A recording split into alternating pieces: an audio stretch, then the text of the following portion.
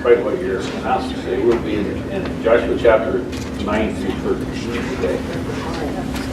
And as you open your Bibles to Joshua chapter 9, I'll remind you that we come to the point where Israel has entered into the promised land. They have toppled Jericho, or rather, God has toppled Jericho as they marched around. They've taken the city of Ai after first having suffered a defeat there. And we saw that they suffered the defeat of Ai because of the sin of this man Achan, who had taken some plunder from Jericho, as they were told specifically not to. So now we come to this point where Israel has crossed the Jordan River. They've taken a couple cities. They're over, I'll remind you, there are over 2 million people. And they're coming right into the center of the country. And at that point, the southern kings, each city had a king. The southern kings of the land of Canaan joined forces to fight against Israel, believing that was probably their only hope against this massive influx of people into the land. All these people come migrating in. So they thought their best chance was, let's join forces and let's launch an assault against this nation of Israel. At the same time, being led by God, as I already said, Israel had pushed right into the center of the country, so effectively dividing the land and separating the northern kings from the southern kings, and they made us turn to the south. They're going to go south next. Well, just lay south of the city of Ai, as Israel turned south, there lived some people that were known as the Gibeonites. The Gibeonites somehow seemed to be aware that Israel had no intention of forming any peace treaties with people already in the land, probably from the experiences of the people of the city of Ai. Maybe we're not told. Maybe there was an attempt of the people of Ai to reach out and make treaty, but regardless, the Gibeonites knew that there was no intention of Israel to make peace with the people who were living in the land, and they could see that they'd already rolled over Jericho, and now they've rolled over Ai. So rather than join forces with the other kings of the southern area, of the other Canaanite kings, the Gibeonites present themselves to Israel as travelers from outside of the land. So that would tell me that they knew specifically that God had told Israel not to make peace with people in this land, in the promised land. So they approach Israel as travelers, as people, not Canaanites, but people who come into the land seeking to make a treaty. Joshua 9:3 says that when the inhabitants of Gideon heard that what Joshua had done at Jericho and to Ai, they did work wildly, and went and made as if they had been ambassadors, and took old sacks upon their asses, and wine bottles, old and rent, and bound up, and old shoes, and clodded upon their feet, and old garments upon them. All the bread of their provision was dry and moldy. And they went to Joshua. In other words, they're going to look like they've been on the trail for a while. Everything was worn out. And in verse 6, and they went to Joshua unto the camp at Gilgal, and said to him and to the men of Israel, we come from a far country, now therefore make ye a league with us. So the Gibeonites approached Joshua and Israel as they were camped at Gilgal, and said, again, we've come from a faraway place, and we're not seeking to make trouble with you. Let's have a little bit of a treaty. Now remember right there that God had told Israel specifically not to make a covenant with any people living in the land. Again, it would look as if though the Gibeonites understood that detail. So they come to Israel and they say, just look at our provisions. Our shoes are worn out, our breeches are worn out, everything's old and worn from this long trip we've been on. These things were all fresh when we started out. And they said, look at our bread. We baked this bread in our ovens just before we started traveling, and now it's dried out and it's moldy. And the children of Israel thought, well, Well, we've read, that's pretty convincing. You must be travelers. There's a problem right there. You know what the problem was? It's in verse 14. Let's read it. It said, and the men took of their victuals, or Israel took and looked at their provisions. And here's the problem. And asked not counsel at the mouth of the Lord. That was the problem. They're trusting what they see and not consulting in the Lord. Now, verse 15 says, and Joshua made peace with them and made a league with them to let them live, and the princes of the congregation swore unto them. So Joshua and all the leaders of the tribes of Israel say, okay, we will make this league or this treaty with you. We'll not attack you. Again, the problem was they didn't ask God for guidance. God would not have been fooled, would he? He wouldn't have been fooled. He knew who these people were. So there's a lesson there for you. And that lesson is this. Never underestimate the value of seeking God's wisdom in prayer. Never underestimate the value of waiting on God in prayer. Never underestimate the value of consulting the Lord in prayer when you have a decision to make. And never, never, never overestimate your ability to see a situation for what it is. You might think, well, I've lived a long time and I'm pretty wise and I'm not easily fooled. Let me burst your bubble. You're easily fooled. And you're going to be in trouble if you don't consult the Lord. And always buy yourself time. There are so few decisions that have to be made like this. Always buy yourself time. It's okay to say, I'll answer you tomorrow. It's okay to say, I want to be in prayer about it.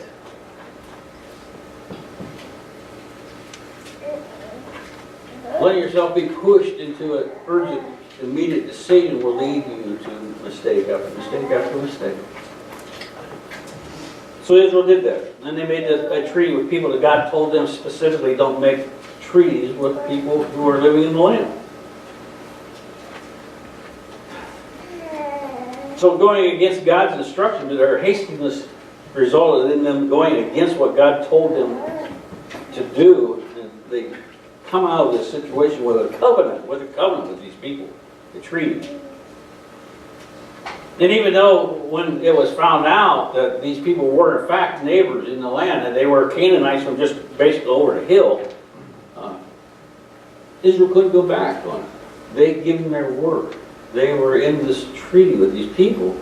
So Joshua, he was angry when he found out who they were. He made slaves of them, or a people who were servants to Israel, and people who would be tasked with cutting firewood for the camp of Israel, for carrying water for the camp of Israel. And the Gibeonites were happy with that. They were otherwise going to be run over by Israel and every man, woman, child killed. So they were okay with that. Turn to chapter 10. The other southern kings heard about what the Gibeonites had did. That they, instead of joining league with these other kings, with their peers, they went and tricked Israel and joined league with them. So they decided to, first thing we're going to do is we're going to attack these Gibeonites because they're traitors. They've joined with the other side. So, and these five kings, this alliance of five southern kings, was led by a man named Adonizedek. Adonizedek. Some of these are not easy. Adonizedek is a Hebrew name meaning Lord of Justice. So keep in mind, and he was the king of Jerusalem.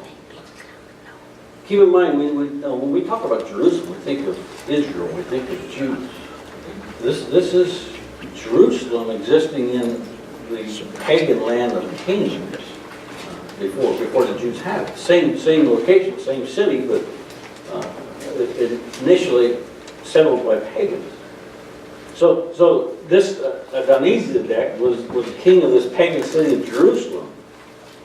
And also keep in mind that all these people had Abraham as an ancestor. And remember that, we go back, we remember that Abraham had once tied to a pre-incarnate Jesus Christ called Melchizedek. You remember that? Melchizedek means king of righteousness. And there's a commonality between these two names. So what we see is this Adonizedek, the pagan king of Jerusalem, took his name from Melchizedek, from his ancestor, from the ancestor, not ancestor of Melchizedek, but of Abraham and of that time. Now, I'm not going to cover it in lots of detail, but there is so much commonality, so much symbolism between the experiences of Israel with Joshua here and what's going to happen in the future still to us in the book of Revelation we read about it. There's commonality in a peace treaty made with the Jews by trickery. We just saw that happen here with the Gibeonites. This Adonizedek, with the king of Jerusalem, is a forerunner of the Antichrist. They want to thinks to stand in the place of Christ, another Christ, a false Christ. And he's in Revelation, the Antichrist we know will lead the nations in war against Israel. Here we have this Adonizedek who is leading the nations in war against Israel. So there's lots of correlations, and ultimately we see just the Antichrist will be blasphemous. He will blaspheme the Lord. And choosing the name Adonizedek for himself, the king of Jerusalem, was blasphemous. It was an act of blasphemy. And do you remember under the law what the punishment for blasphemy was? Do you remember at all? It was in Leviticus chapter 24, verse 16, and I'll read it to you. And he that blasphemes the name of the Lord, he shall surely be put to death, and all the congregation shall certainly stone him. As well as a stranger, as he's born in land, when he blasphemes the name of the Lord, shall he be put to death. Now hold on to that. Hold on to that as a backdrop. That under the law, the penalty for blaspheming the Lord is stoning. And remember for a minute or two that the name that this king of Jerusalem chose for himself was blasphemous. You remember for a moment that this blasphemous king of Jerusalem was leading an attack against Israel. And remember that the punishment for blasphemy is stoning. So knowing all that, with all that in the background, what do you suppose would happen to these folks? Well, the Gibeonites, as you read, the Gibeonites sent word to Israel that they were under attack, and Israel had, even though it was under false pretense, Israel had joined themselves in this treaty, so felt obliged to come to their rescue. At Joshua 10:8 said, and the Lord said to Joshua, fear them not, for I have delivered them into your hand. There shall be not a man of them stand before thee. So Joshua and all the army of Israel traveled all night to reach Gibeon.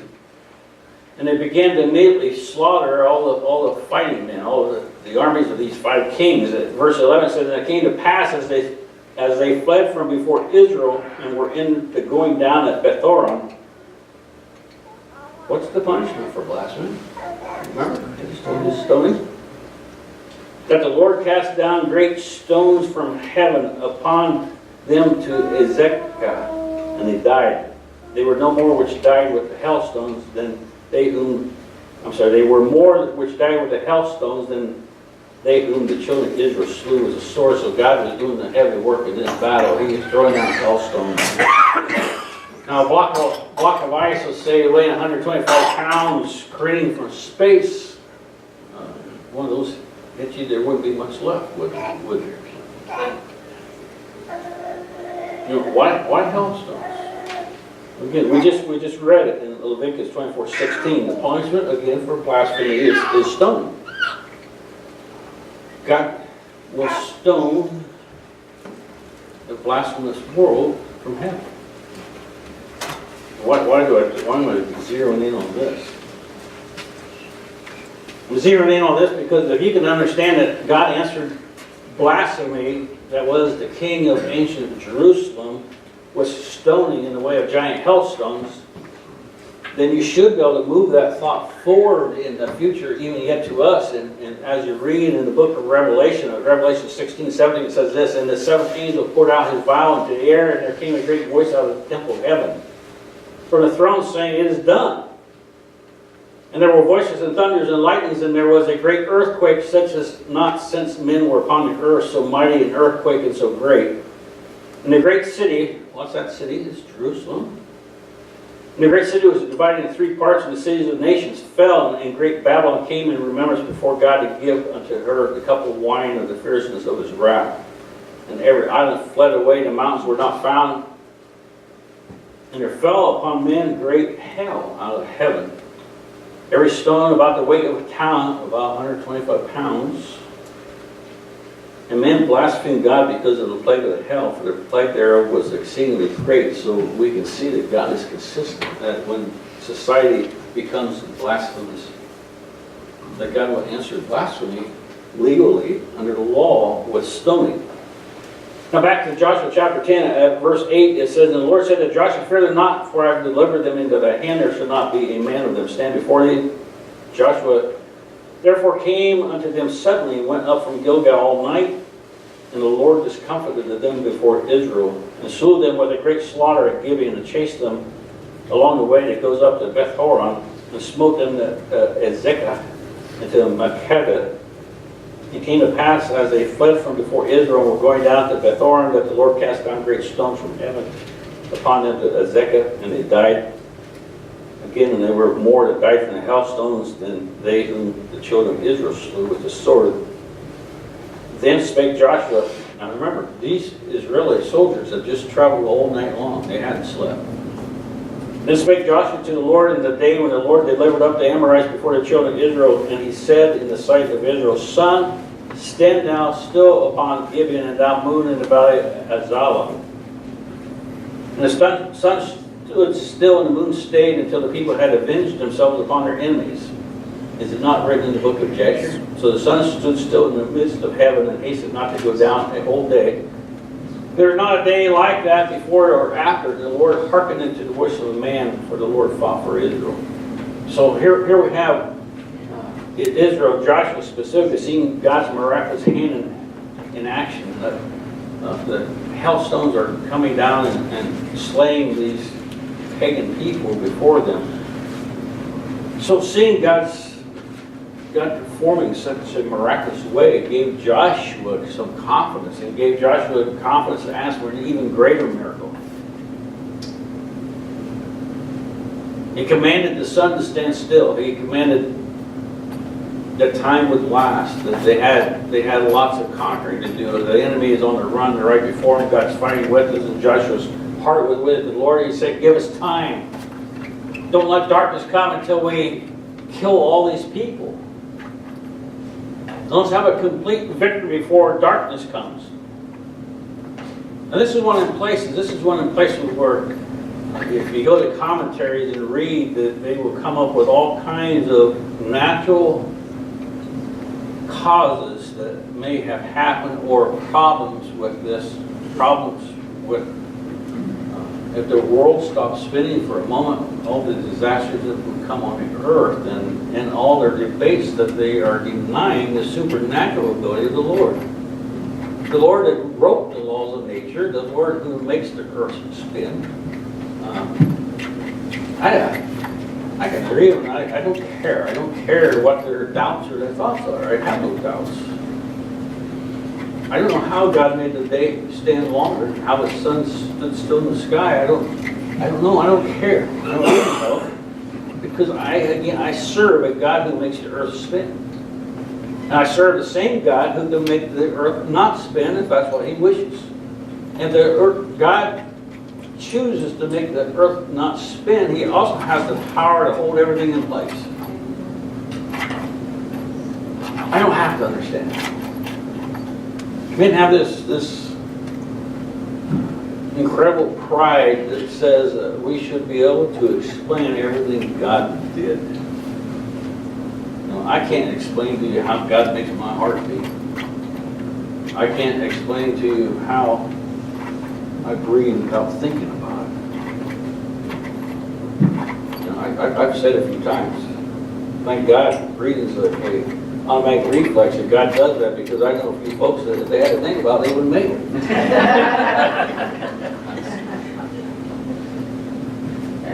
God can do that stuff. I don't have to understand. But I do know something. I do know that if Israel had an incredibly long day, I can think it through. It means people on the other side of this globe that we all live on had to have an incredibly long night, didn't they?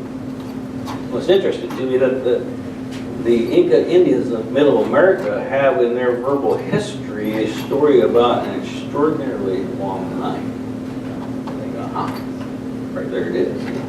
That's testimony of what God did and the results of that, or the effect of that on the other side of this globe. So Israel went about slaying these Canaanites, and again, this is a God-given victory. Again, remember, these men had traveled all night long. Now they're in this long day of chasing and pursuing the enemy, a day where the sun has stood in the sky, and you know, they look at their watch and say, it's going to be about lunch. It's not lunch yet. And they go on and on and on, and I can imagine the fatigue that they were having, but they were being victorious. They're full of excitement of having God fight with them. As you read on, it says that the 5 kings hid in a cave, and Joshua was told that the kings were in a cave. So he ordered that the cave be sealed up by rolling a large boulder in front of it to keep them there, because we still have work to do. The battle's going strong, and I'm not going to deal with these 5 kings right now. Let's seal them in, let's keep them there, and let's continue to victory. This right here is another reflection of Revelation. As you read through Revelation, you know that you get to the point where people hide in caves, and it's just as these 5 kings did. So lots of similarities here. So after Israel was victorious, they come back to the cave, and Joshua had the kings brought out. He had them laid on the ground. He had in front of the tribes of Israel, he had the leaders of each tribe that stand and put their feet on the necks of these kings. And there's a visual lesson, and Joshua told the people of Israel that as long as they fight with God on their side, that they would eventually put their feet on all the necks of all their enemies. Then Joshua had these 5 kings killed and put their bodies back in the cave and sealed it up. In Joshua 10:40 it says, so Joshua smote all the country of the hills and of the south and of the vale or valleys and the springs and all their kings, and he left none remaining, but utterly destroyed all that breathed, as the Lord God of Israel commanded. And Joshua smote them from Kadesh Barnea even unto Gaza, and all the country of Goshen even to Gibeon. And all these kings in their land did Joshua take at one time, because the Lord God of Israel fought for Israel. And Joshua returned, and all Israel went to the camp of Gilgal. So they were completely victorious in the south. The southern kings were defeated. People were wiped out. Turning into chapter 11, Israel turns their attention to the north of the country. And we see that the kings of the north also joined the league to fight against Israel. Verse 11:4, it says, and they went out, they and all the host with them, much people, even as the sand is upon the seashore, in multitude, with horses and chariots, very many. This is a big deal. You know, in that age, a horse and a chariot was like we might think of a tank. You know, the chariot, and there's hand-to-hand combat in the streets of this city or this town. It'd be a deal breaker if the other side come rolling in with tanks. This is what Israel was up against. This wasn't going to be a fair fight. You know why? It's because God was fighting with Israel. Because God was fighting with Israel. This wasn't going to be a fair fight. The horses and chariots didn't matter. In Joshua 11:6 it says, and the Lord said to Joshua, be not afraid because of them, for tomorrow about this time will deliver them delivered them up all slain before Israel. Thou shalt hoe their horses and burn their chariots with fire. To hoe a horse is to cut his Achilles tendon, so it would no longer be useful. It no longer be a war horse. So Joshua leads Israel in attacking the kings of the north. And verse 8 said, the Lord delivered them into the hands of Israel, who smote them and chased them unto great Zidian, unto Wow, you say that one. And unto the valley of Mizpeh eastward, and they smote them until they left none remaining. And Joshua did unto them as the Lord bade them. He hoed their horses and burnt their chariots with fire. So Israel has now conquered the whole of the land, north and south. But there were pockets of resistance remaining. And this was the failure of Israel. That they didn't inhabit the whole of the land. They didn't deal with the pockets of resistance that were remaining. And verse 23 says, so Joshua took the whole of the land according to all that the Lord said unto Moses. Joshua gave for an inheritance to Israel according to their divisions by their tribes. And the land rested from war. Now this was about a 7-year period of warfare that we just covered. So what we see is that God had promised the offspring of Abraham, the descendants of Abraham, that they would have this land, but He didn't ever promise it was going to be easy. 7 years of warfare. Just because God had promised this land to Israel, it wasn't going to be a place where they just walked in and put up their umbrellas on the beach and kicked back and had a good time. They were going to be fighting, and they were going to have to work for it. It's going to be a process. And the Christian life is much like the land of Canaan. When you become born again, when you become a believer, your worldview begins to change, and you don't fit in with the world like you used to. Praise God, you don't fit in with the world. You begin to grieve a little bit. You begin to see the world through sad eyes.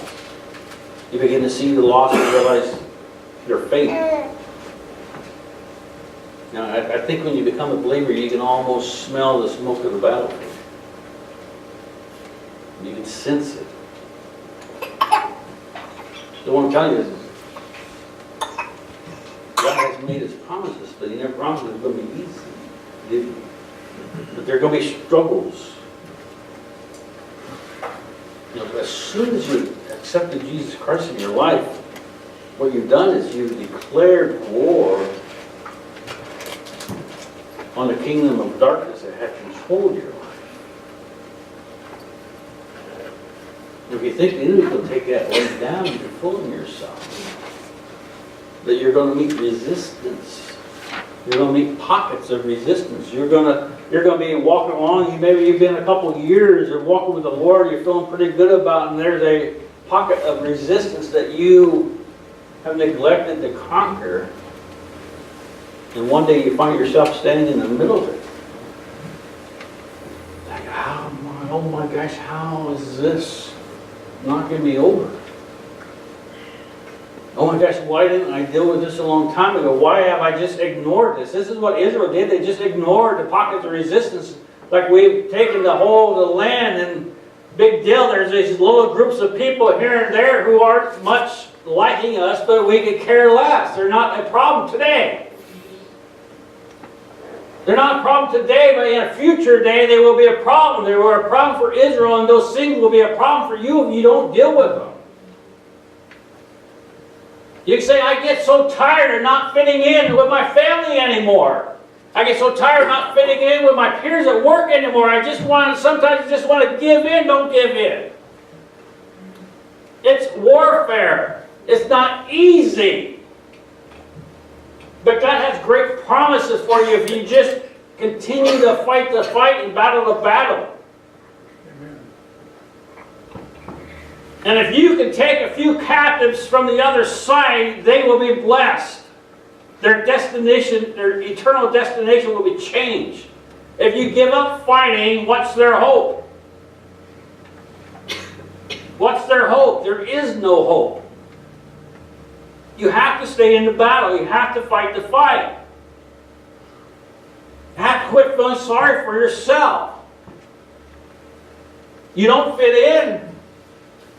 Come back to church, look around this room, you do fit in.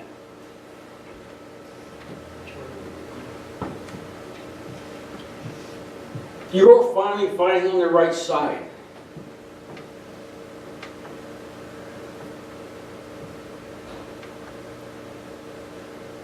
Now I think of the history of this great country, and I think of all those men who have served in our armed forces and have given their lives. And I think of all those times where the battle has turned the wrong way and it didn't look like it was going to go well for them, and sometimes it didn't. But they're still fighting on the right side. They still didn't give up. Even if it was about to cost them something. No one said this Christian walk wasn't going to cost you something.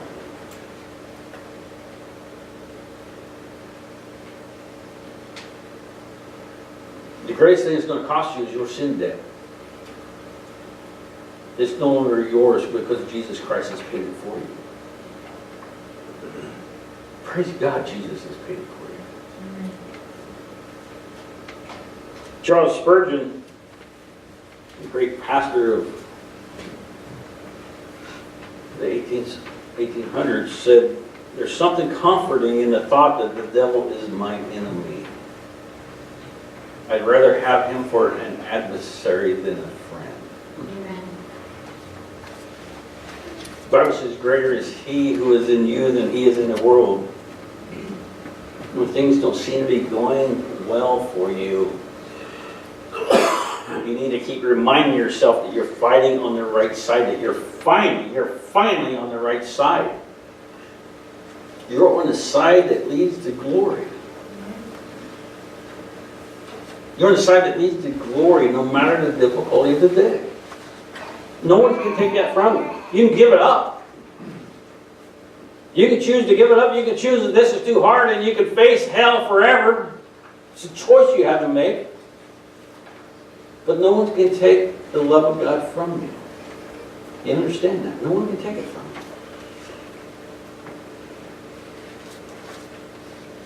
you. This is God's promise to you. God says, I've given it to you. Now you need to walk in it. I'm giving it to you now, and you need to get your feet wet, like those priests did when they were crossing the Jordan.